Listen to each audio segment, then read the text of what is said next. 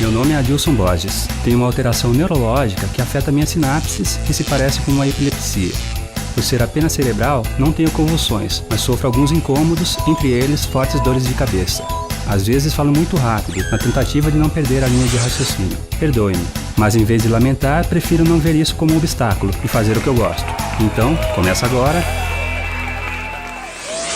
Desritmia.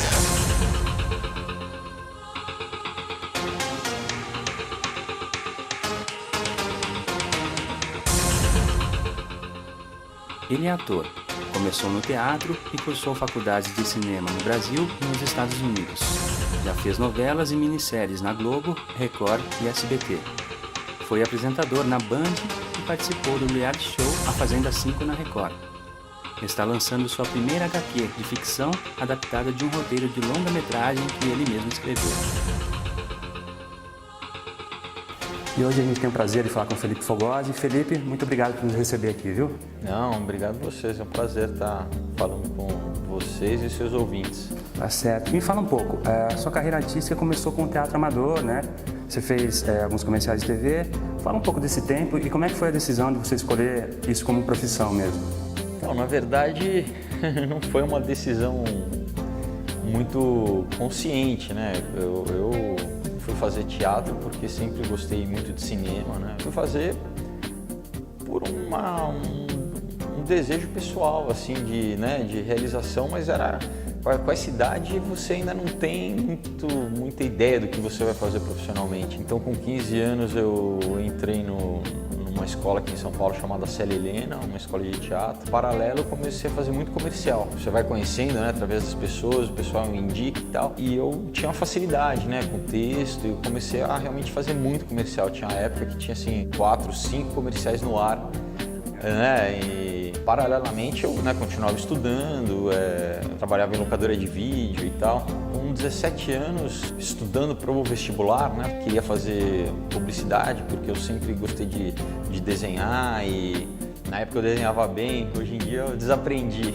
Então eu achava que eu ia fazer direção de arte, né, era uma coisa mais próxima da minha realidade. Quando a Globo veio para São Paulo procurar atores de São Paulo para fazer uma minissérie chamada Sex Appeal, que se passava em São Paulo, né? Então eles queriam atores que tivessem, acho que sotaque de São Paulo, tivesse a cara de São Paulo, né? Como eu tinha muito comercial no ar, eles viram e falaram, não, queremos fazer o teste com esse rapaz, né? E eu fiz o teste aqui, acho que tinha umas 500 pessoas, assim, e eu passei. Foi um sonho que se tornou realidade. A coisa mais plausível para mim era continuar estudando, né, entrar na faculdade, mas as portas se abriram. Fiz Sex Appeal, que foi meu primeiro trabalho. Posso interrompendo Claro. só um pouquinho, né? Você fala do Sex Appeal, eu lembro que teve uma grande repercussão, né?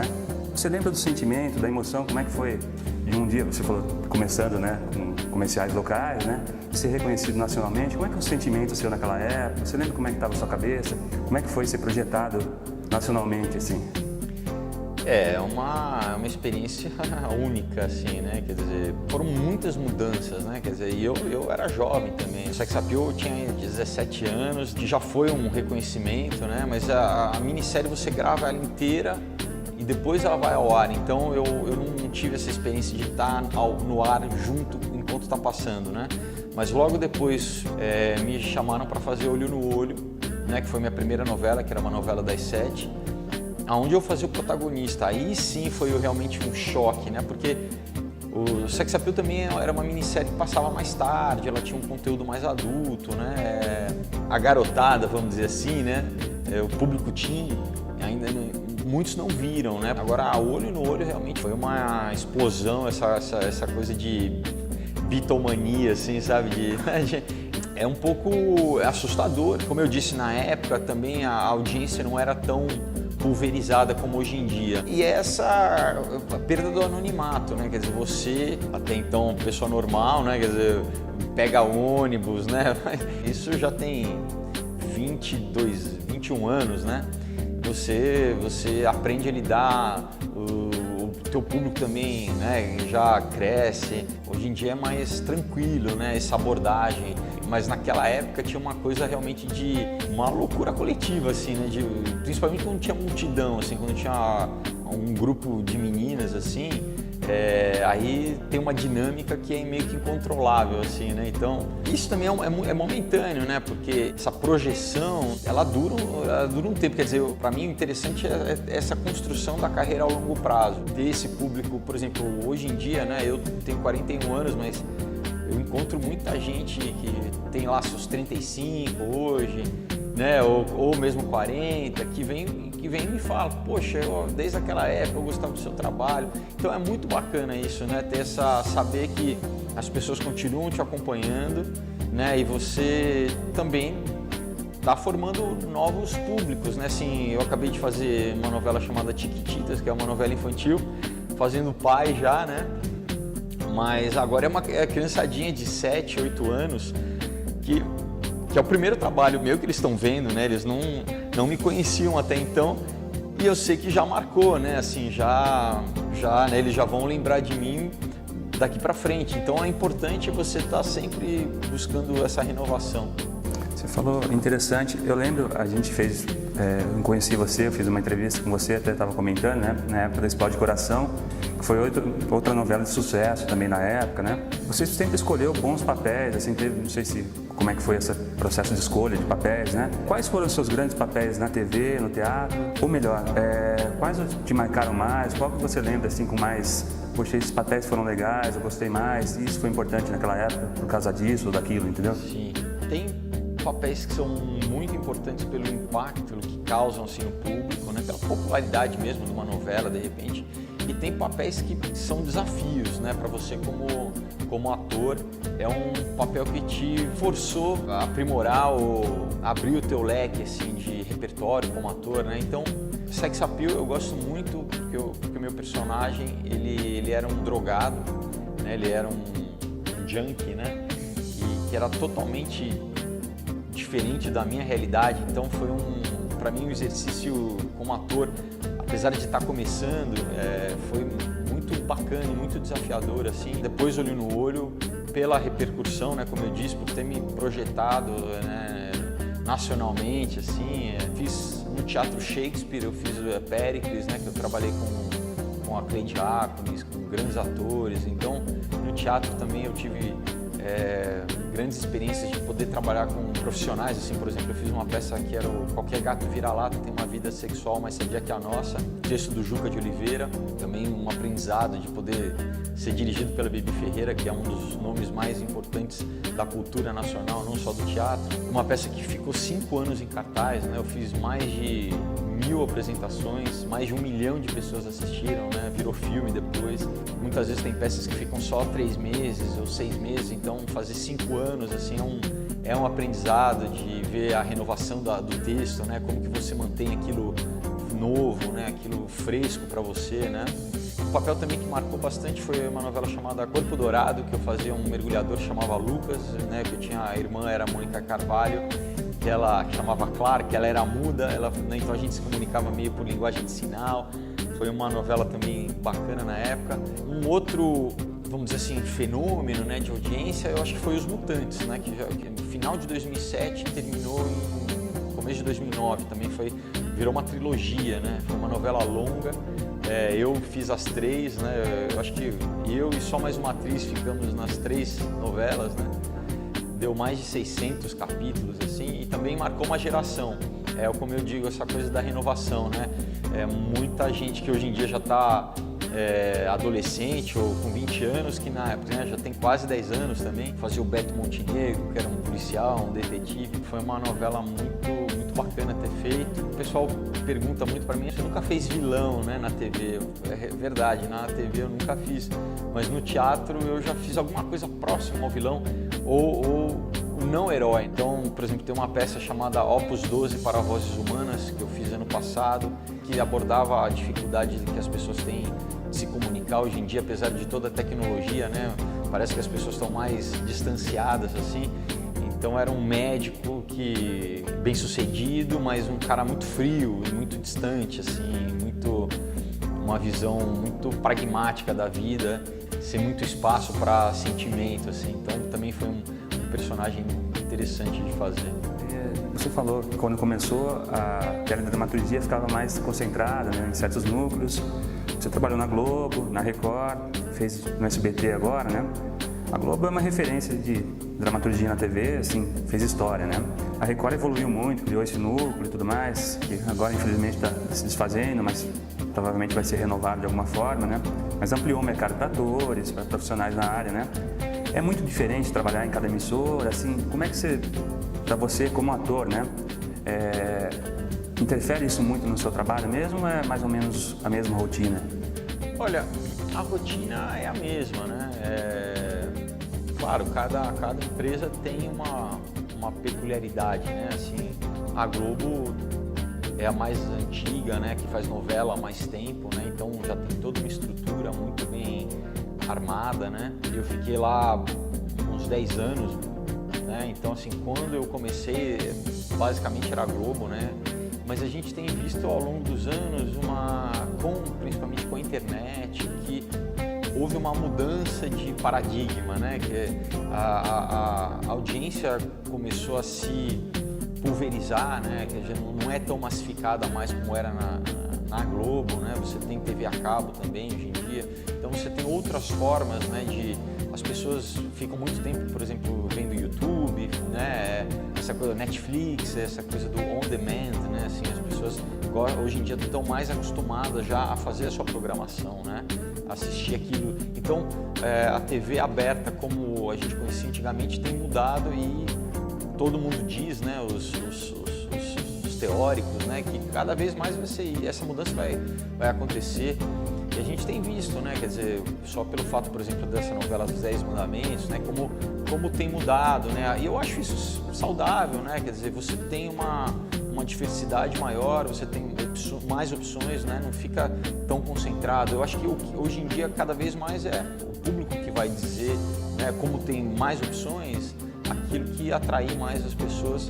Tem emissoras, por exemplo, eu trabalhei acho que quase todas, né? Eu trabalhei no SBT, na Record, na Band, né? Eu fiz um programa na Band em 2011 chamado Acredite Se Quiser, que eu apresentava. Cada ambiente tem a sua peculiaridade, né? Uns são mais informais, são mais familiares, outros são mais, né? Tem uma hierarquia maior. O ator gosta de estar trabalhando, né? Então, assim, quanto mais emissoras estiverem produzindo, melhor. Não só para quem está atrás das câmeras, né? Toda a equipe que trabalha, mas para o público. Exatamente por isso, competição é sempre saudável, né? Isso força com que todo mundo se aprimore, né? E procure colocar um produto melhor. Eu espero, né? Que cada vez mais a gente faça como é lá fora, né? Porque o mercado, por exemplo, nos Estados Unidos, você tem produtoras, né, que fazem o conteúdo e oferecem para as emissoras que fazem o piloto e conforme o público gosta, né, eles vão encomendando outras temporadas, né? Então é muito comum, por exemplo, um ator ter uma produtora e ele tem uma ideia e ele fala, não, vamos sugerir essa ideia para o canal e o canal acredita. É um processo mais colaborativo, eu acho menos engessado, não é só de você pensar que qualquer pessoa assim, né, que se interesse, que goste, e claro, né, tem que oferecer um produto de qualidade, mas que pode montar uma produtora e oferecer para o canal, né, a ideia, o piloto né, e o canal, de certa forma, muitas vezes ele coproduz, né, ele é um coprodutor, e isso abre canal para gente com ideias novas, né, porque aí você não tem uma limitação de pessoas trabalhando dentro da emissora,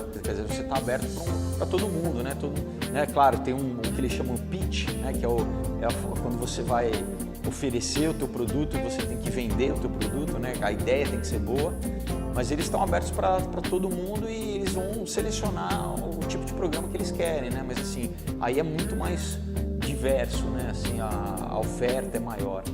Você falou de novos produtos e tudo mais. Você saiu totalmente dessa área agora, né? Você não mais como ator e está lançando uma graphic novel, né? A Aurora é uma HQ de ficção científica, né?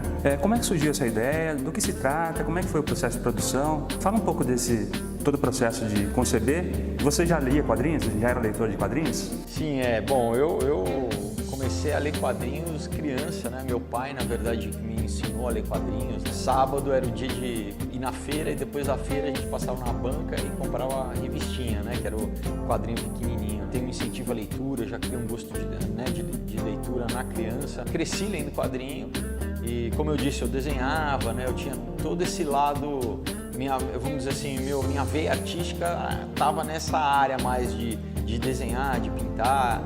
Hoje muita gente pergunta, poxa, mas você é ator, lançou quadrinho? Eu falo, mas a gente não gosta só de uma coisa, né? Assim, você tem gostos plurais, né? Eu sempre gostei muito de música, de cinema, de tudo que envolve a parte artística e de criação, eu sempre gostei, né? Como a maioria das pessoas, né?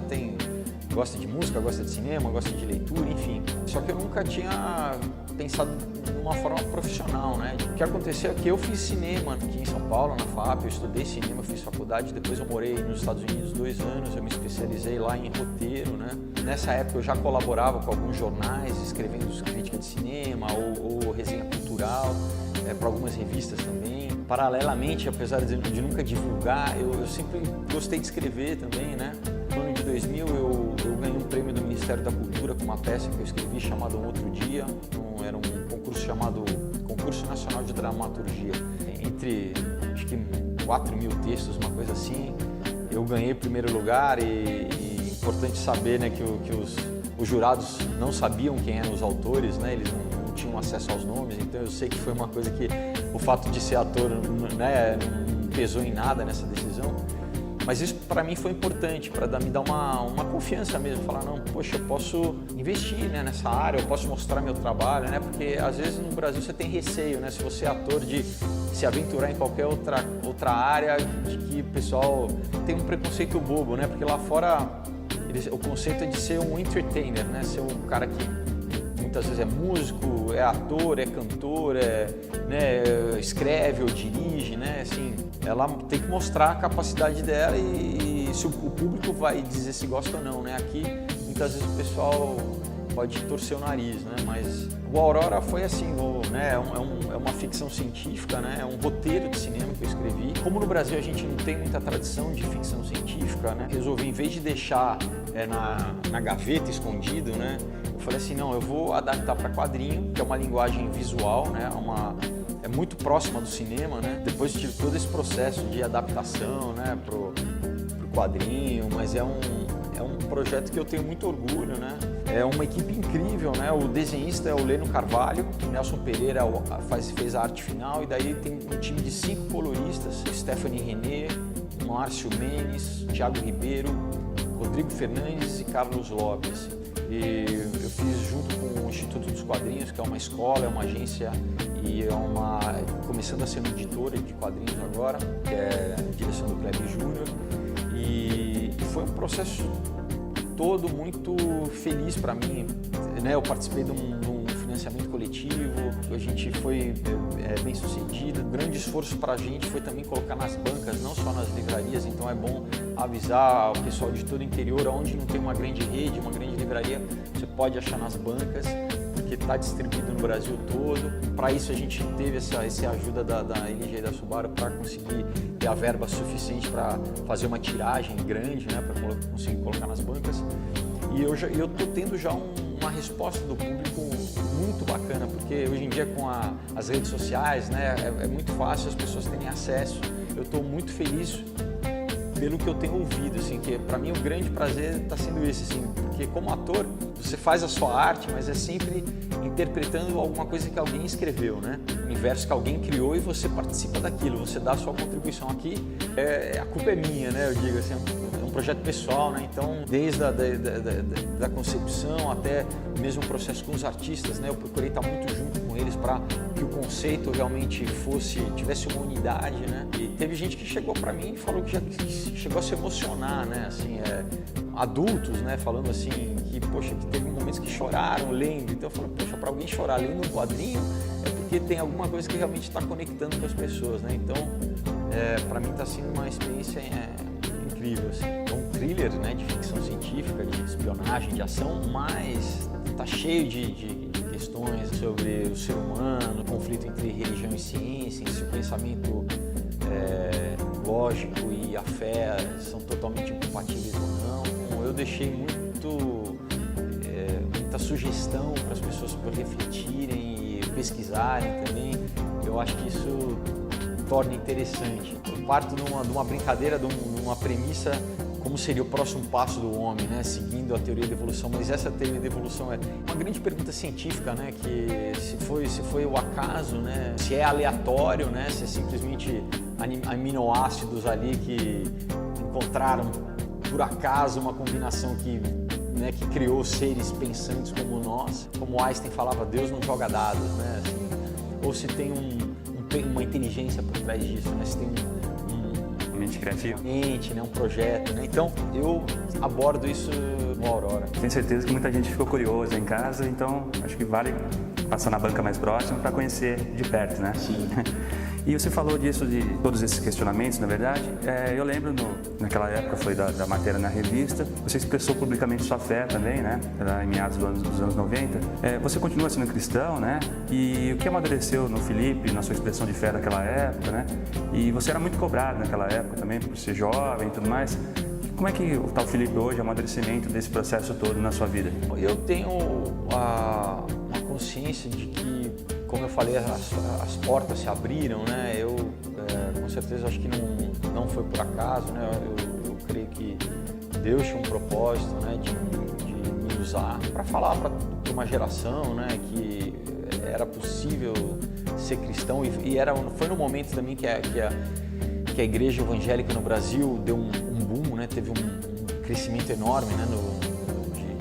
Hoje em dia tem quase 50 milhões de evangélicos no Brasil, né? Teve muita cobrança, teve até uma cobrança profissional também. Foi a primeira leva, né, de pessoas públicas, né, que eram cristãs, assim. Que eu me lembro, fui eu, acho que o Dedé Santana, os primeiros. Declaradamente, pelo menos, né? Você fica debaixo de uma lupa, né, do microscópio, porque as pessoas querem primeiro conhecer, porque na época ninguém sabia, né, exatamente o que era esse cristianismo, né, protestantismo no Brasil ainda estava escondido de certa forma, né, e as pessoas que não eram, né, elas queriam saber, né, realmente o que era aquilo, o que tinha de verdade. Então você também passa, né, num processo pessoal seu com Deus, né, de amadurecimento. Então eu me converti, eu tinha 15 anos, né, e eu fiquei vivendo intensamente isso até mais ou menos uns 30 anos e daí eu me afastei, assim, como o filho pródigo, né, aquela parábola, né, eu entendi, né, o que é o filho pródigo, né, assim, não só lendo, né, mas eu experienciei, assim, o que é viver longe, né, da presença de Deus. E como eu até me converti muito jovem, nunca tive essas questões, né, que muitos jovens têm de drogas, de nada disso, né, eu acho que ele permitiu falar, bom, vai ver como o mundo é duro, assim, né, quer dizer, continuei sem usar drogas, sem nada disso, mas tive os desapontamentos comuns de quem eu acho que está longe da presença de Deus e está buscando fazer tudo pela sua própria vontade, né? É aquele momento que você fala, não, agora eu vou viver aquilo que eu quero viver, né? E você sofre as consequências disso, né? Então, para mim foi um período de amadurecimento também. Eu sei que Deus me preservou, mesmo eu não sendo fiel naquela época, Ele me preservou de muitas coisas e me trouxe de volta, né? Quer dizer, eu sei que não foi por mim, assim, acho que chegou um momento que falou, tá bom, pronto, já deu o teu passeio, já foi, agora volta, né? Eu fico muito feliz, assim, por ter tido esse reencontro, né? Quer dizer, por mais que eu falasse que eu não acreditava mais, assim, eu sei que eu era selado e que Deus tem um propósito, Ele deixa as 99 ovelhas e vai buscar a que está afastada, né? Então, é a graça e misericórdia de Deus, né? Eu acho acima de tudo, né? Porque somos falhos, né? Mesmo tendo uma vida cristã, a gente continua, né, tendo falhas e Deus é misericordioso. E o que eu busco hoje em dia é isso, assim, é voltar ao propósito, né, como a Bíblia diz, né, estamos sendo a vontade de Deus e buscando a vontade dele, que é boa, perfeita e agradável, né? Então, que esses anos sejam remidos, né, que ele me use como instrumento, né? Como já me usou muito, né? Eu tenho consciência disso, tem muita gente também. Naquela época eu dava muitos testemunhos, eu viajei muito pelo país, assim, né? Dando testemunhos em igrejas, em faculdades, em colégios, e tem muita gente que já veio me falar, né? Anos depois, poxa, eu vi um testemunho seu e não é mérito meu nenhum, assim, né? É pra glória de Deus. Eu posso dar continuidade nisso, assim, né? Que eu acho que é o mais importante, assim. O que você tem feito? Acredito a divulgação da HQ aí, né? Quais são os seus projetos daqui para frente, planos? O que você tem planejado daqui para frente? Tenho, né, os meus projetos que eu coloco na mão de Deus e espero que Ele realize, né? Mas cada vez mais eu tenho buscado fazer isso, assim, me envolver. Claro, a minha carreira como ator continua, né? Eu dei uma paradinha só até o final do ano para lançar o Aurora, né? Para estar divulgando, mas eu tenho projetos para a TV a cabo que eu escrevi, tem longa-metragem que eu escrevi, que eu estou começando a produzir. Cada vez mais a minha vontade é isso, continuar trabalhando, assim, me convidam para novela, eu vou fazer, mas assim, botar em prática os meus projetos que há anos que eu escrevo, né? Então não ficar só na gaveta e, né, que veja a luz do dia, assim, que as pessoas possam conhecer, porque é muito gostoso você compartilhar as suas ideias, né, com as pessoas. Então, cada vez mais a minha intenção é produzir conteúdo também, né? Esse ano que vai entrar eu tenho grandes expectativas e, claro, né, assim, onde Deus me conduzir, assim. Bacana, Felipe. Espero que em breve a gente volte a bater um papo, você conte sobre novos projetos, muitas coisas bacanas, Tenho certeza que muita gente ficou curiosa desse projeto da Aurora e que os próximos também possam ser tão bem sucedidos, viu? Obrigado pela conversa e, mais uma vez, pela gentileza de nos receber, viu? Não, imagina. Obrigado a vocês. Então, mais uma vez, eu convidar o pessoal de casa, quem puder, dê uma olhadinha no Aurora, vale a pena. Quem quiser também pode entrar em contato através da página oficial no Facebook, que chama Aurora HQ, ou pelo meu Instagram, que é Felipe_Fogosi. Eu também respondo todo mundo. Vai ser um prazer poder conversar com vocês e saber a opinião de vocês sobre o Aurora. Obrigado. Obrigado, meu Felipe. Valeu mesmo. Diz-me.